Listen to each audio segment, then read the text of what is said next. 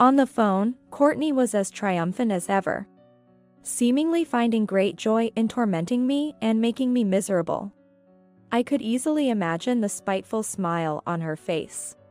"We're getting married. I'll be expecting a gift of $10,000 from you." My sister's soon-to-be husband was my former fiancé. Yes, she managed to steal my fiancé from me. She's the worst. It's utterly repulsive to think I share blood with such a person. But to me now, my sister is no rival. Her triumph is nothing but a joke. I won't let her have her way anymore. I responded as cheerily as I could. "Sure thing. I'll bring it along with my husband, who happens to be the president of a company with an annual turnover of $300 million. What? I could visualize the puzzled look on my sister's face. Before she could ask any probing questions, I hung up the call. The wedding day will surely be one of tears. Not tears of joy, but of regret. My name is Kristen Hansen. I'm 33 years old. Ever since I can remember, my sister always had her ways with me. My sister, Courtney, is 2 years older than me. She's capable of doing anything effortlessly, with both good looks and a great figure. However, her inner self is, in my opinion, hideously ugly. She always looked down on me. I refuse to acknowledge an incompetent woman like you as my sister. I still remember her cold gaze. Being looked down upon, the younger me was unimaginably hurt. Whatever I did was negated, so I was always diminished. My sister, proudly standing tall, and I, with my back hunched, were the very picture of contrasting siblings. There's no denying that my sister was quite beautiful. Both our parents always fawned over her, due to her superior looks. On the other hand, they practically ignored me, the unremarkable one, making a clear distinction in their treatment.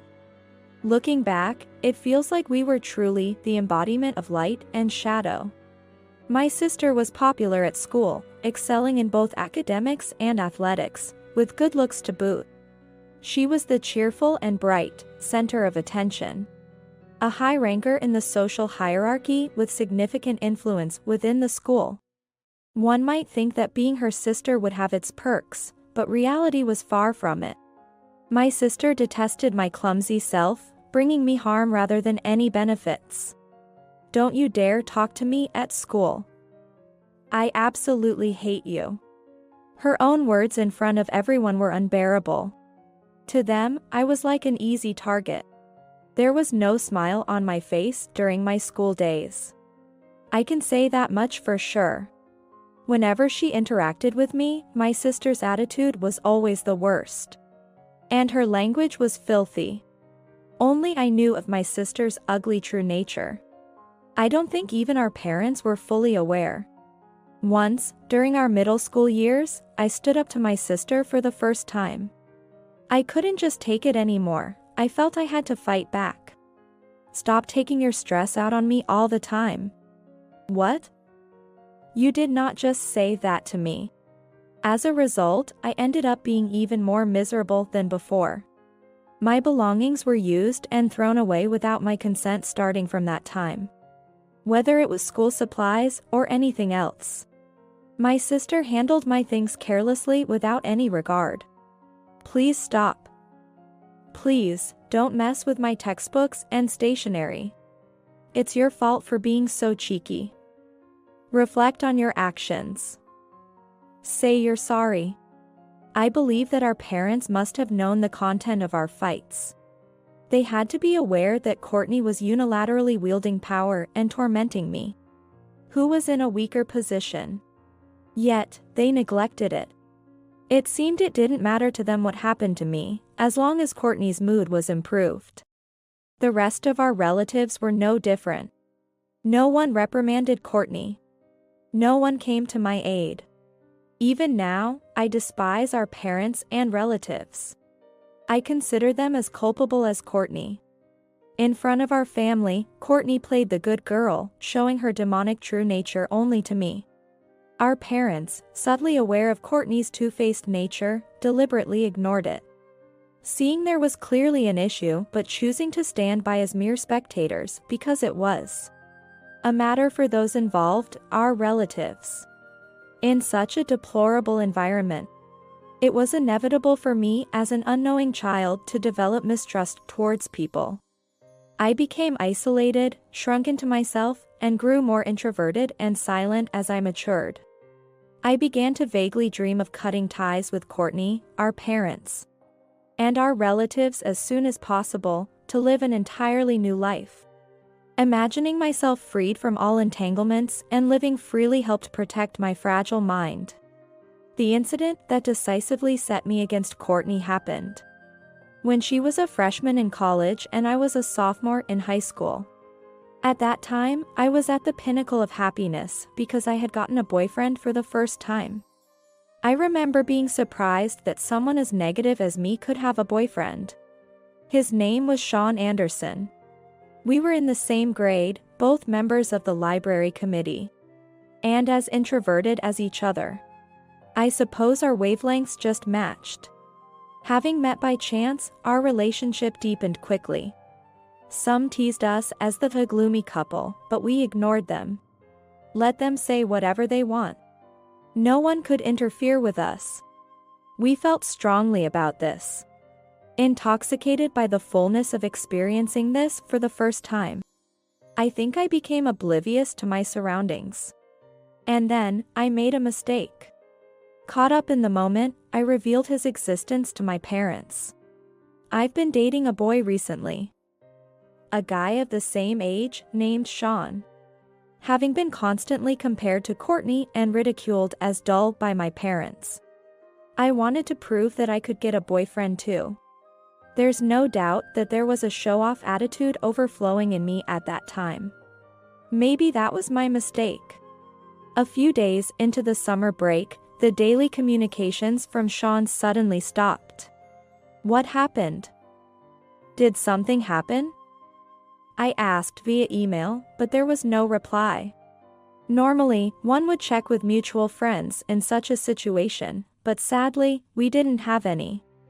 I didn't have the courage to visit his house. Exactly 2 weeks after the communication stopped, Sean emailed me to say goodbye. It wasn't a joke. There's no way we could break up without a clear reason. I called him, begging for an explanation. Please tell me why. I won't be able to accept it otherwise. Please. Sean just kept repeating, I'm really sorry. In the end, he never gave me a clear reason. All I could do was accept the breakup. From noon to midnight that day, I cried nonstop without eating anything. A few days later, when I went to the mall for some errands, I encountered a sight that made me doubt my eyes. Courtney and Sean were walking arm in arm. Hey! What is this? What's going on? I shouted right there and then. There was no way I could care about the stares of passers-by. I was boiling with anger towards Courtney and Sean. Courtney pulled Sean closer as if to show him off and laughed. Sean prefers me over you. I can't believe this. Who steals their sister's boyfriend? Go ahead, say whatever you want. A gloomy and ugly girl like you getting a boyfriend? You wish. At that moment, Sean, looking remorseful, remained silent and motionless. It was hard to tell if he felt ashamed of his change of heart or if he was just sulking. Later, I found out that my parents had told Courtney about Sean. Learning that I had a boyfriend, she remarked, Kristen getting cocky, huh? What followed was astonishing.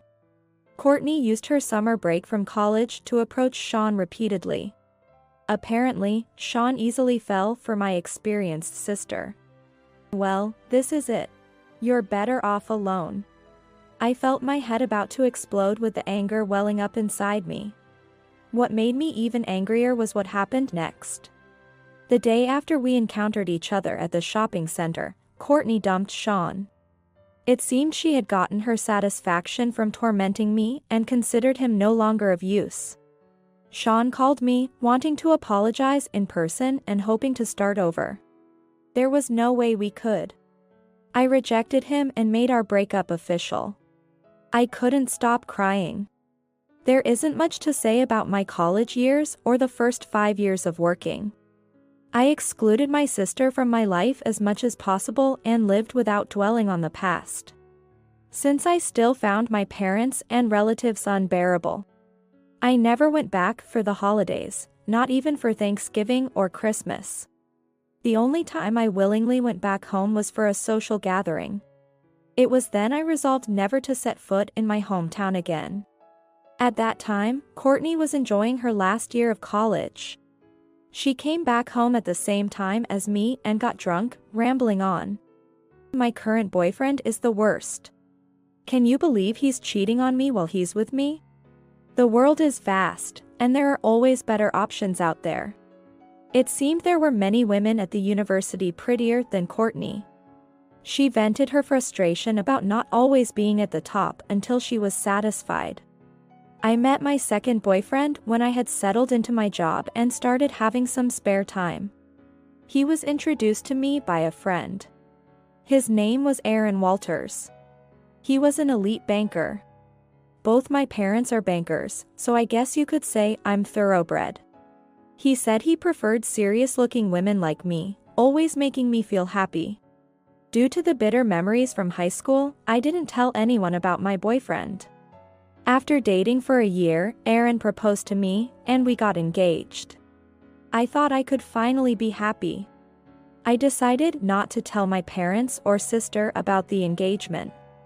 I explained to Aaron and his parents in detail how much I had suffered from my family. I hoped they would sympathize and understand my desire to cut ties with my family.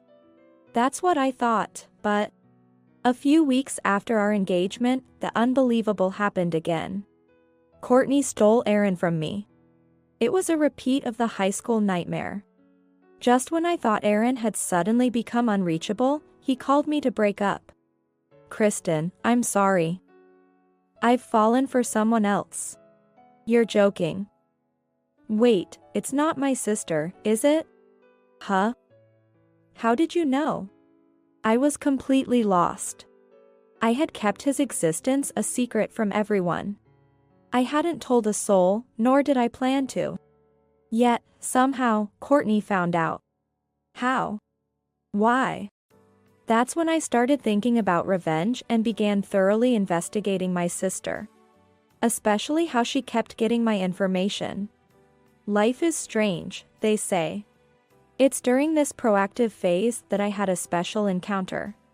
3 years after Aaron broke up with me, Courtney called.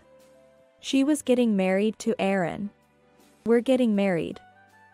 I'll be expecting a gift of $10,000 from you. Courtney, as usual, was brimming with triumph. It's a garden wedding, she said. The fact that her bridegroom was my former fiancé made it the perfect material for her to torment me and make me feel miserable. I could easily imagine her malicious smile. The worst kind of person. It's just too painful to think that I'm related by blood to someone like her. But in 3 years, both people and fates can change. Now, my sister is no match for me. Her gloating is just laughable. I won't let her have her way anymore. I responded as cheerfully as I could. Sure thing.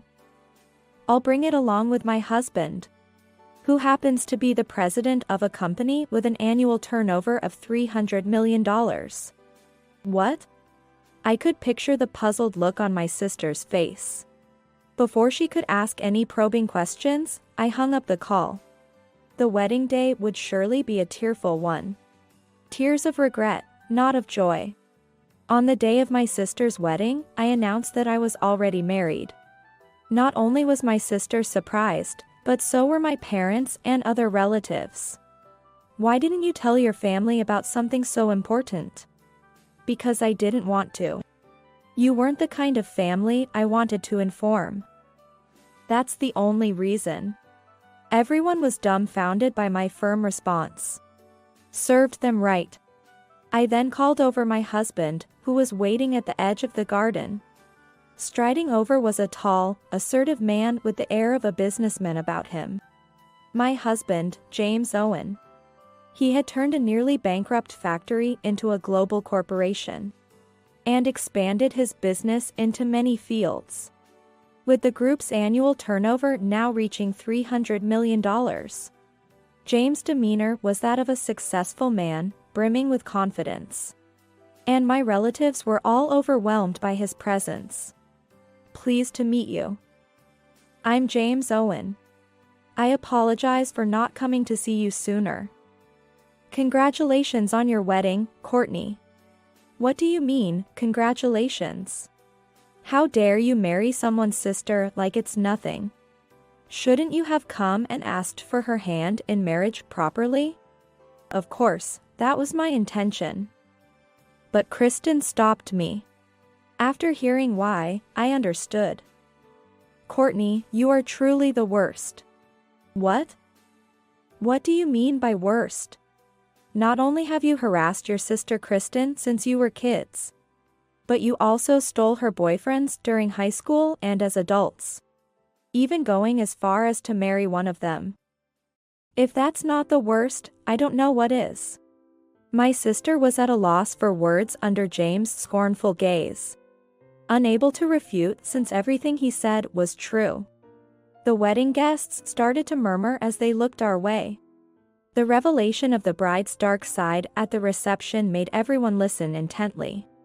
James didn't stop there, encouraged by my gesture to continue. And it's the same with your parents. It's astonishing how they've always sided with the sister, neglecting Kristen. And the relatives as well. Don't you know the word equality? Look back and tell me if it isn't natural for Kristen to have cut ties with you. No one could respond. My parents, like scolded children, hung their heads in shame, despite being nearly twice James' age. It seems Aaron finally noticed something was amiss and came over from a distance. He was the man engaged to me until 3 years ago. The elite banker who abandoned me for my sister. Upon realizing that it was James who was raising his voice, Aaron suddenly started to grovel. Mr. Owen. What brings you here? Actually, it's my wedding today. Hello, Aaron. I know, congratulations. I heard your wife asked my wife for a wedding gift of $10,000. I wanted to see who would say such a thing. What? Courtney, you said that? And wife. Mr. Owens? As Aaron looked back and forth between me and James, his mouth fell open in shock. For Aaron, James, a top executive, was someone whose good graces he couldn't afford to lose. It's only natural to lose one's composure upon finding out that the woman you discarded married such a partner. James, on my behalf, did not hesitate to sternly reprimand Aaron, who was visibly unsettled. Your bank has always been of great service to us, and you, Aaron, have been put through a lot of trouble because of us. I really didn't want to say this, but Aaron, you two are the worst. Worst, you say? Weren't you engaged to Kristen? Yet, you chose Courtney over her. Didn't you feel the slightest bit sorry for Kristen? And to invite her to the wedding is an incredibly crucial thing to do. I never thought you were the type to do such things. No, that's not it. I was against inviting Kristen, but excuses are unnecessary. I don't want our group's money in a bank that employs someone as despicable as you. I'm thinking of changing our main bank. Make sure to tell that to your bank's president yourself. Please, anything but that. I can't make such a report. Aaron fell to his knees before James, begging for forgiveness in a pitiful sight unworthy of one of the day's main characters. Courtney was trembling as she watched her partner's disgraceful state. But I wasn't done yet. I couldn't let things end here. Wait, James. In a way, Aaron is also a victim here. The real problem is my sister. Right, Aaron? You felt sorry for me and suggested not inviting me to the wedding. But Courtney wouldn't allow it. Isn't that right? Yes, that's right. Courtney insisted on harassing you to the end. And went ahead with her plans despite my objections. I tried to stop her because it was just too cruel. Aaron. How could you start saying things like that? Are you trying to make me out to be the only bad guy? I'm just stating the facts. You had such an evil look on your face back then. Just as I had hoped, the newlywed couple started to quarrel, making sure the surrounding relatives could hear me clearly. That's the real nature of my sister. Ever since we were kids, she has been mean to me, trying to one-up me, hurling insults, and stealing my boyfriends. And yet, she was adored by everyone around her. I continued to expose the dual nature of my sister. How she instructed me not to speak to her in public or at school, how blatantly she scorned me. How she stole and freely used my belongings, even selling them at times. I also recounted, albeit reluctantly, how she stole my first boyfriend in high school. The day after she flaunted her relationship with that boyfriend to me. She broke up with him. She was done harassing me and felt satisfied, so he became disposable. Aaron, make sure you don't end up the same. I wouldn't do such a thing. It's not true. I broke up with him for a different reason. I can't quite remember right now, but it wasn't because the harassment was over.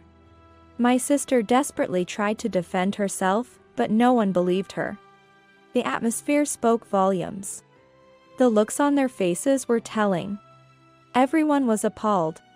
The garden wedding venue had completely turned against the bride, my sister. Alright, you couldn't possibly discard Aaron. Marrying an elite banker isn't something anyone can just do, after all. I was also devastated 3 years ago. Can you understand how it feels to have your fiancé stolen by your sister? Probably not. It's your fault for being so dull. Is that so? I don't think so. I believe sneaking around to steal your sister's fiancé with the intention of taking him is far worse. Oh, I get it. My sister isn't aware of her wrongdoing at all. That's why she can do such things without a second thought. Kristen. Enough is enough. Who should really stop? You should stop messing up people's relationships like this. I've done my research, you know? In college, you also meddled with other people's boyfriends. Earning a lot of resentment, right? My sister flinched and took a step back, unsure of how much I knew and now afraid. I'm almost fully aware of what my sister did and with whom during her college days. As I briefly mentioned, my sister repeatedly stole other people's boyfriends. The women who were her victims referred to her as a crusher or man-eater. The secret side of an academically excellent and beautiful college student. Her concealed true nature. What a dishonorable nickname. That's what you've been doing, sister. Stealing people's boyfriends to affirm your charm as a woman, right? You wanted to bask in a sense of superiority, then quickly dump them. What you've done is the lowest. It's wrong as a human being. It's rotten. I'm ashamed to be your sister. Stop it. Don't lie as if you've seen everything. Me, lying? That's the lie. I told you I did my research thoroughly. I met with each person who suffered because of you, heard their stories in detail. Amy, Mary, Becky, Hannah, Rita, Tracy. Don't you remember? They're all people you took boyfriends from. And they all still resent you to this day. As I mentioned specific names, my sister's complexion changed. She realized she had no escape from the truth. After being looked down upon for so long, she was now at a loss. Shaken by the counterattacks from her younger sister she had always underestimated. Neither our parents, relatives, nor the staff at the venue could stop me. Even if they tried, James would hold them back. Feeling it was about time, I decided to deliver the final blow to my disheveled sister. By the way, how did you find out about my engagement to Aaron 3 years ago? I didn't tell anyone. As James mentioned earlier, I hated everyone. So I had no intention of telling them even after getting married. Aaron and his parents were understanding of that. That is. Someone told me. Who? When I was in high school and got a boyfriend. It was Dad and Mom who told you, right? You said something like, "How dare Kristen act so high and mighty?" But it's different now that I'm an adult. I didn't tell my family anything. Since I started working, no one I met had connections to my sister. Yet, she knew about my engagement to Aaron, got close to him, and interfered. Who made that possible? Someone told me. Who are they referring to? I pressed on for answers. I don't know. I can't remember. Why does it matter now? It matters a lot. Courtney, you're the one suffering because you lie. Why don't you be honest? There wasn't actually anyone who told you about me and Aaron, was there? Huh? What? What are you trying to say? I turned my smartphone screen towards my sister for her and everyone else to see. Displayed was an image of my sister. And a scene of her unlawfully entering my room. For once, my sister turned pale and was at a loss for words, mouth agape. Surprised? I thoroughly investigated how you found out about me and Aaron. I considered all possibilities. And I found it. Courtney, you planted a bug in my room, didn't you?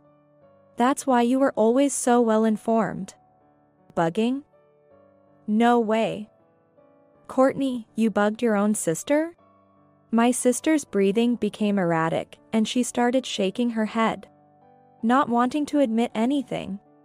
It's not a lie. Sister, you'd do anything to make me miserable. Even if it meant outsmarting me. You probably took the keys to my room without permission and made a copy. When I returned home once for the 20th anniversary gathering. That's how you could enter my room freely. I assume she found my address from things I had with me at that time. She must have acted while I was in the bath or had stepped out to the restroom. With the information and duplicate key she acquired then, she later planted the bug in my place. I still have that bug in place. Your fingerprints would be on it. Lies. It's all made up by you. As for how my sister got a duplicate key to my room?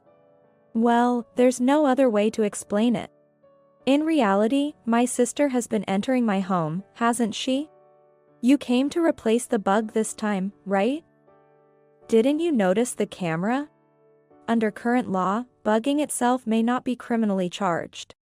But illegal entry can be.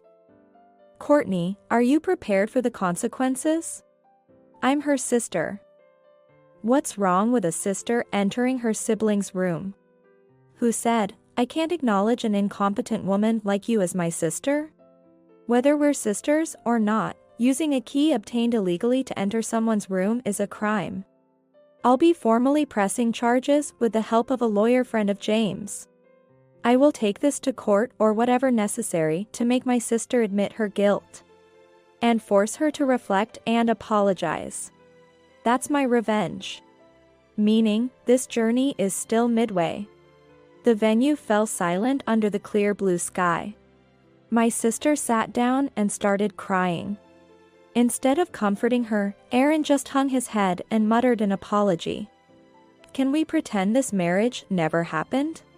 What? What are you talking about? Don't be ridiculous. What's so weird about it? It's only natural to want a divorce. I knew you were scary, but I never thought you'd be this terrible.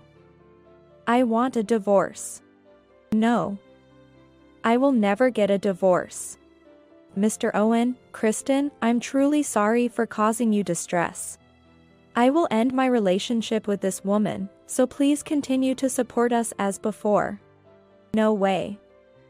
I can't believe this. Traitor. Apparently, unable to stand it any longer, as Courtney began to cry and lunge at Aaron. She was restrained by our parents. Courtney had no grounds for sympathy, only for blame. As anyone could see after hearing our entire exchange. Courtney's face, now a mess from tears, made for a picture I almost wanted to take. What happened to the wedding after that didn't concern me. I left the venue with James. Later on, James received a call from Aaron. After much turmoil, he had finalized his divorce from Courtney. Aaron's description made Courtney's pitiful state all too easy to imagine. She begged me not to leave her, crying, "I'll do anything."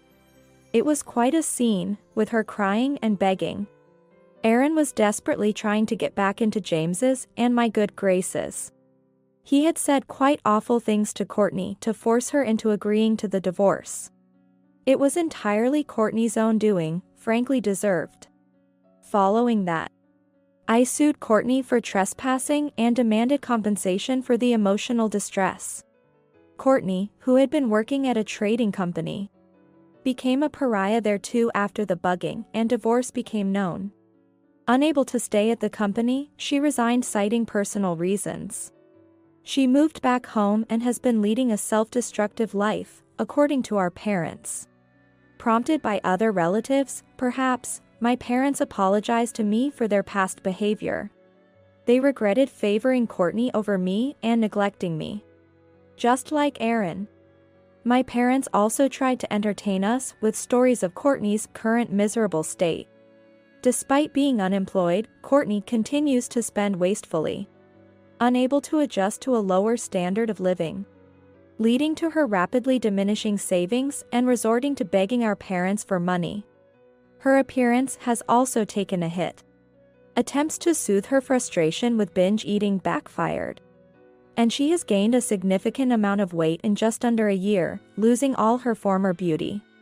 Now a disregarded woman in her 40s, Courtney does nothing but complain. If she has the energy to complain about others, there's no need for me to worry. I advised my parents over the phone not to spoil her too much. It's better for her to get a job than to stay at home getting fatter. It would be good for her to work, face herself, and deeply regret her foolish actions. My parents asked me to bring my husband and visit home, but I politely declined. A few apologies won't make everything all right. I have no intention of setting foot in my hometown again, even as my parents age. In time, they'll realize just how terribly they've treated their daughter. They can spend their final years soaked in regret and reflection alongside their dreadful eldest daughter. With that thought, I ended the call. Now, I live a happy married life cherished by James.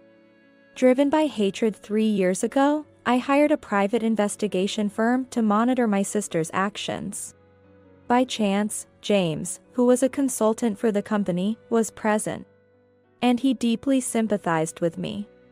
It's like they say, where there's a God ready to abandon you, there's another ready to pick you up. Life really is unpredictable. Recently, we found out I'm pregnant with a baby boy. An heir is on the way. James is already excited. Since deciding to cut ties with my family at the wedding, I've been on an upswing. James is expanding his business even further. We're both on the rise. Determined to be happier than anyone else after all the unpleasant experiences we've had. To that end, I strive to remain as positive as possible.